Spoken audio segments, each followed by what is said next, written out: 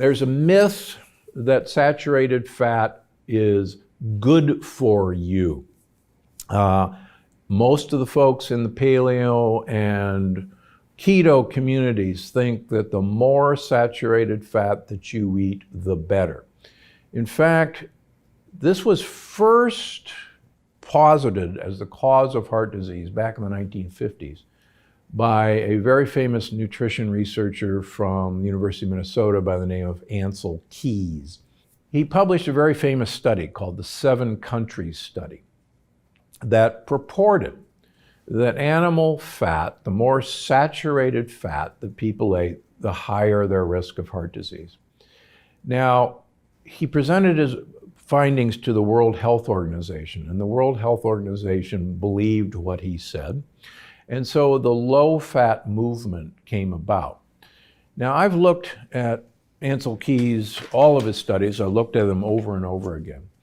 And interestingly enough, Ancel Keys is tied for the longest living nutritionist on record. And Ancel Keys, I've had the pleasure of interviewing his housekeeper, ate huge amounts of olive oil. Now, olive oil is not a saturated fat. But what happened with Ancel Keys was people took his data and they thought he was demonizing fat.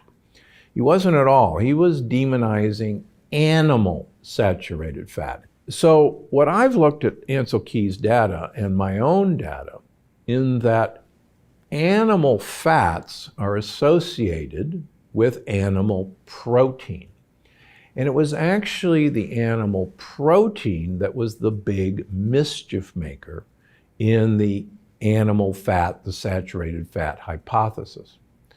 Now, so having said that, the more olive oil that I can get into you, the better your longevity and the better your brain health. And I've got a lot of tricks in the longevity paradox to tell you how to use olive oil or the polyphenols in olive oil to maximize your brain health and your lifespan.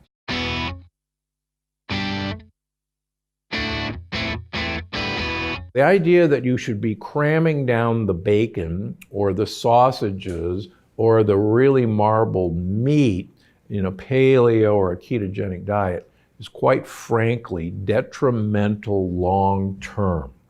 It turns out that animal protein, and it doesn't matter if the animal's a fish, it doesn't matter if the animal's an egg, if it doesn't matter if it's cheese, animal proteins absolutely cause you to age quicker, and absolutely in the case of beef, lamb, and pork, increase your risk of developing cancers.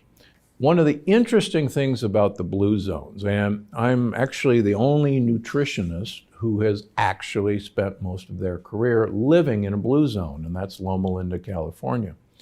And I can tell you that the unifying principles of the blue zones, in other words, what their diets all share, is not the common things that you're told about. All the blue zones do not eat whole grains. All the blue zones do not eat beans. That's a myth. In fact, that is not a unifying feature of the blue zones. And as I talk about in the longevity paradox, the whole grains that some of the blue zones eat and the beans that some of the blue zones eat are actually a negative part of their diet that's overcome by other very positive parts of their diet, including generous use of olive oil in 3 of the blue zones. But the unifying feature of the blue zones, which was common to Loma Linda, it's common to Sardinia, it's common to Crete, it's common to Acciaroli, it's common to Kitovans, is very, very little animal protein. That's actually the uniting factor. And as I talk about in the longevity paradox, one of my colleagues, Gary Frazier from Loma Linda, has shown that the vegan Adventists are actually the longest lived of all of the long-lived Adventists.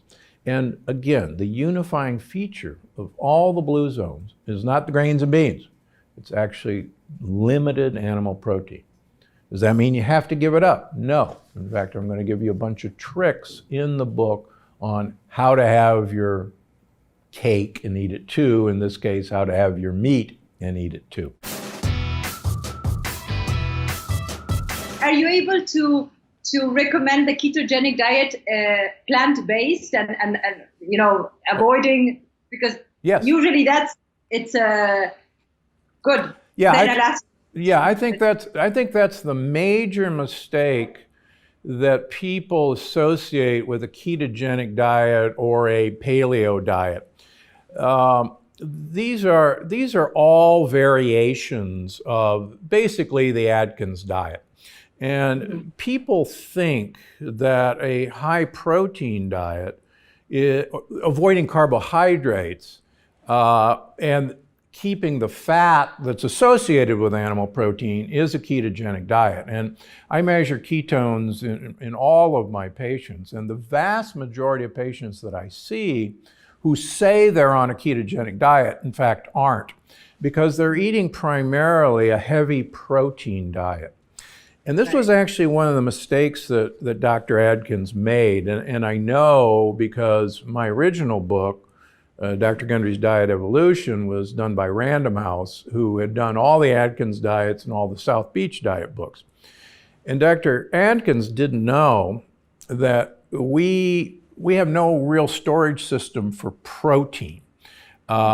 We need it for wear and repair, but that's about it. So we don't waste energy. So we convert protein into sugar, gluconeogenesis. Mm-hmm. And he actually died a fat man. And so many people in the ketogenic community don't know that protein will turn into sugar. So to get back to your question, I basically tell my patients that I want them to become a gorilla who lives in Italy. Now, you have to think about that for a second. Gorillas only eat leaves and twigs. Mm. And why I want them to live in Italy? Because I want them to consume 1 liter of olive oil per week. And that's a huge amount of olive oil. It's about 12 to 14 tablespoons a day. But there's a very interesting Spanish study of 65-year-old people who were followed for 4 years, and I'll briefly summarize it. One group had to have 1 liter of olive oil per week for 4 years and have a Mediterranean diet. A second group ate a low-fat Mediterranean diet. And the original study was to look at memory, and I'll forget about that. But the women in the olive oil group had a 67% less incidence of breast cancer over that time period than the women in the low-fat Mediterranean diet.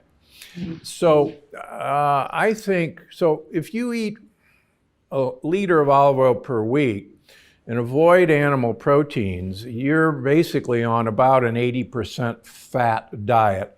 And the carbohydrates that you're eating are basically leaves as a mechanism to get olive oil into your mouth.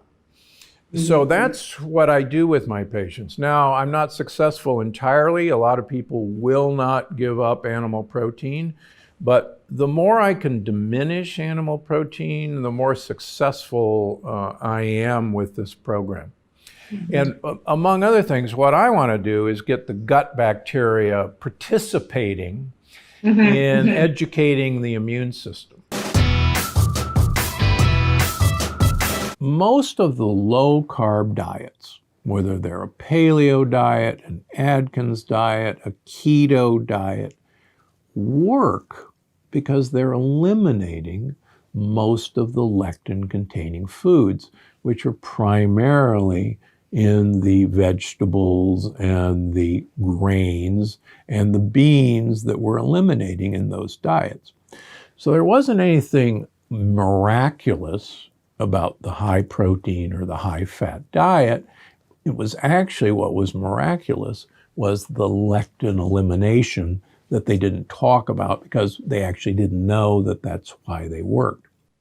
In fact, when my first book, Dr. Gundry's Diet Evolution, was bought by Random House 11 years ago now, they had done all the Atkins diets and all the South Beach diets. And I had figured out what was wrong with those diets. And one of the things that was common in both those diets is you eliminated grains and beans from phase 1. After phase 1, you reintroduced grains and beans, and invariably people gained weight. So the answer was, well, go back to phase 1 where you eliminate grains and beans.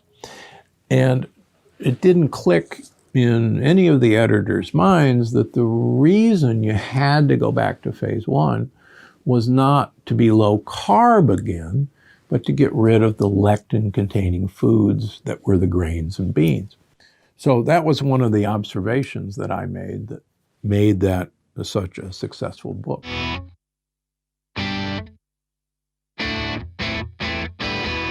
You know, a lot of people that are doing the ketogenic diet actually think all fats are the same. Like they don't really decipher really good fats from bad fats a lot of time. And so really the reason why I wrote this book was to really dive deep and try to understand, is there a difference between, let's say, the fat in an avocado or the fat in wild seafood and let's say the fats in bacon or butter? And it turns out there is a big difference.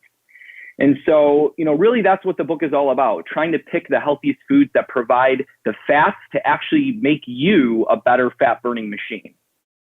So you mean there is a difference? I shouldn't eat a stick of butter every day if I'm on a ketogenic diet? That's not good for me? Correct. I mean, and I'm honestly an offender of that. Like a few years ago, I was probably putting too much heavy cream in my coffee and I started gaining weight. And so that's when I realized I need to really research the different types of fats to see how they metabolize in your own body. So just take, for example, omega-3 fats. They actually increase your fat burning genes in the liver. So if you and I are sitting here and we're consuming 3 or 4 grams of omega-3s from, let's say, fish oil, or we're getting it from wild seafood, we are literally, our beta oxidation, our fat burning in the liver is 20% higher. And if we're exercising, our beta oxidation in our liver or our fat burning goes up by 30% simply by consuming more omega-3s. And so it's almost like if you swap out and replace butter with omega-3s, it's almost like swapping out a V4 engine for a V8 engine. You are literally more efficient and better at burning fat. And so that's just one key that really Superfuel dives into.